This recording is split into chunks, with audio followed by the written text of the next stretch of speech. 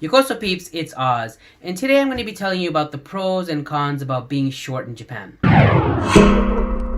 So awesome. This video is brought to you by all my Patreon supporters. Go Team Awesome! So if you don't know me in real life, and you've only seen me on YouTube, maybe you don't know how short I am. I am much shorter than the average man. Actually, I think I'm probably shorter than the average woman.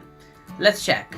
Yep. So it looks like in Canada, where I'm originally from, the average male is 175 centimeters or about 5'9", and an average woman is 162 centimeters or 5'4". So in Canada, I'm definitely short. My height is 5'2" or 158.5 centimeters. And if you're thinking, well, Oz, you are from Canada, but you're not Caucasian, so maybe you should compare yourself to other people from your background, which is Indian. So let's check the average height in India. The average Indian male is 174.4 centimeters, so 5'8", and females are 158.5 centimeters or 5.2. So I'm actually the exact average height of an Indian girl. Great, my parents would be proud.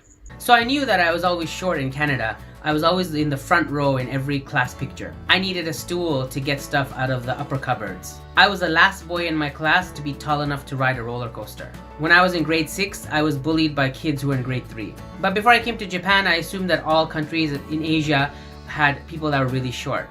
But I found out different. In China, the average man is 172 centimeters, 5'8", and females are 160 centimeters or 5'3". In Korea, men are 174 centimeters average, 5'8", and women are 161 centimeters, 5'3". In Vietnam though, men are 165.7 centimeters, so 5.5, and females are 155.2 centimeters or 5'1". So it looks like definitely in Caucasian countries, even the women are taller than me, and in a lot of Asian countries, they're also taller than me. And I guess I forgot to mention what the average height in Japan is. So in Japan, an average male is 172 centimeters or 5'7", and a female is 158 centimeters, so 5.2.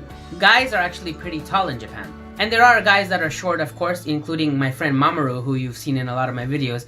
We are about the same height. So, of course, there are short Japanese men, but overall the average shows that there are a lot more taller Japanese men. So now I want to tell you some of the pros and cons about being short in Japan. I'm going to break it up into 3 categories: work, everyday life, and love. Let's start with work. This is probably true in many countries, if not the entire world, but being tall in the workplace is definitely a benefit or an asset. Maybe some jobs like riding a horse, like a horse jockey, or I don't know, cleaning basements or something that have low ceilings or something. Maybe in that job being short is a good thing, but overall most jobs always benefit the tall people. And especially jobs like firefighters or police or military, there's actually height requirements. And many studies have shown that if you are taller, you have a higher chance of getting hired, and your salary is usually 10% higher than someone who's shorter. I think it's because tall people are usually connected to portray leadership or power or control, and shorter people are seen as either followers or less capable. As a teacher, I can definitely confirm this feeling, because when I was teaching at a kindergarten, even though the kids are shorter than me, not by much, but shorter than me, when I would teach a class compared to my coworker Andre, who's like 6'6", I believe, it would be a completely different atmosphere. The students would be much more quiet, much more scared, literally looking up to Andre, where with me it was much more casual, friendly, almost like a buddy-buddy kind of atmosphere. Which is a good thing, I guess, so that could technically be a pro, but I also felt like I couldn't really control the class and the discipline was harder because I was shorter. And now that I teach at elementary school, it's still the same thing. The teachers who are a little bit taller usually project a lot more like, I don't know, power or I guess strictness, whereas the shorter teachers get much more taken advantage of by the children.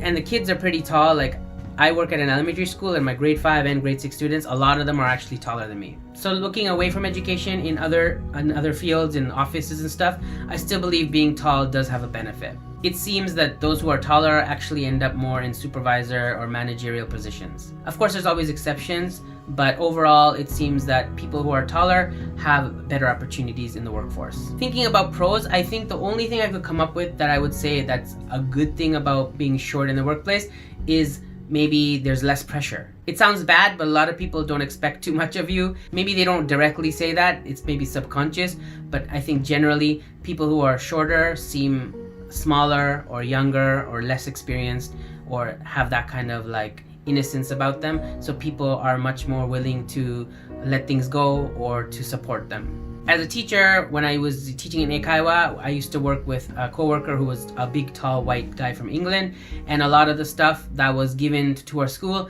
usually was pushed to him to do the promotion or to do the teaching or to do the demo class. Overall, I think being short in Japan won't hinder your career too much. You might get a little bit less advantage, but overall, most companies hire because of experience and your interview and your personality rather than just your image. Of course, there are many jobs like firefighters, like I said, or military, or even things like being a flight attendant that do require a certain height. Now let's take a look at everyday life. I'm going to start with the pro because I think everyday life in Japan is actually great for people who are short. Because of limited space and the narrowness of cities and places, I feel like short people have a huge advantage when living in Japan. Everything was almost built in mind for short people. Buses, trains, bathrooms, houses, shops, everything is very small and narrow and packed together, especially in big cities like Tokyo or Osaka. So a lot of places and spaces are kind of cramped and harder for people who are taller to get around. Seats on buses and trains are a little bit more narrower, and ceilings and entrance doorways are a little bit lower, so you need to kind of duck down if you're too tall. In Toronto, where I grew up, it was quite the opposite. Everything was wide, really high ceilings.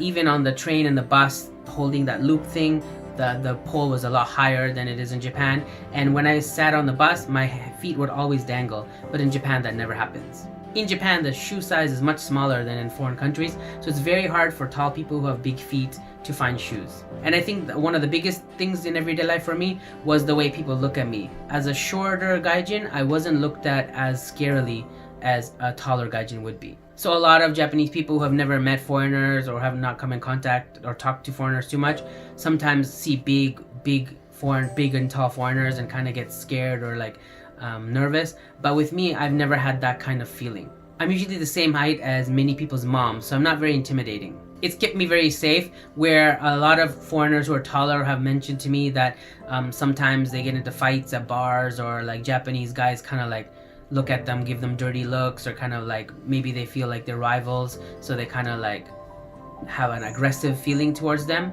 Oh, hi. For me, I've never had that kind of feeling. I've always had both Japanese men and women treat me very kind or very innocently, as if I'm not a threat to them. Honestly, I was trying to think of a con about being short in Japan in terms of everyday life, but I couldn't really think of anything except maybe if I go to a concert or some kind of performance and everybody's standing and I can't see over the heads. If you watched any of my past videos talking about Tinder or dating in Japan, then you know my love life has been a huge roller coaster in Japan. I guess the three problems is I'm a foreigner, I'm not a white foreigner, and I'm short. And those three reasons have made it really tough. I'm not gonna lie, it's been very hard getting noticed by females in Japan when you're short, but it's not impossible. Especially at bars where there's a lot of skinny, good-looking Japanese and foreign guys, so there's a lot of competition, but I still somehow seem to be able to grab the attention of girls. And you're thinking, well, Japanese girls are short, so that should be a benefit for you, right? But unfortunately, Japanese girls, like probably most girls around the world, also want taller guys. Whenever I went to these kind of dating things, dating places, or speed dating, or international parties, or all those kind of get-togethers, I always knew and I could always feel that all the Japanese girls are always kind of going towards the taller people. It was actually quite disheartening. And it wasn't much better on Tinder, because a lot of the profiles of the Japanese girls, all of them usually said no guys under the height of 5'10", for example. So they're all pretty much looking for tall guys. And though there are Japanese girls who are willing to date short guys, it's always because the guy has something else going for him. It's not because they actually wanted to date a short guy. Shortness is the bug, not the feature. But like I said, despite that, I have been able to overcome that shortness and been able to meet and date a lot of girls, even girls taller than me. In this situation, I don't think there's any real pros of being short in Japan in terms of love life. I guess the only thing I could really say is being short was kind of like my push to up my game. Rather than relying on looks or money or height, I had to find other ways to get girls to notice me. I was able to use my personality, my charm, and my humor to gain the attention of girls rather than just my looks or my height.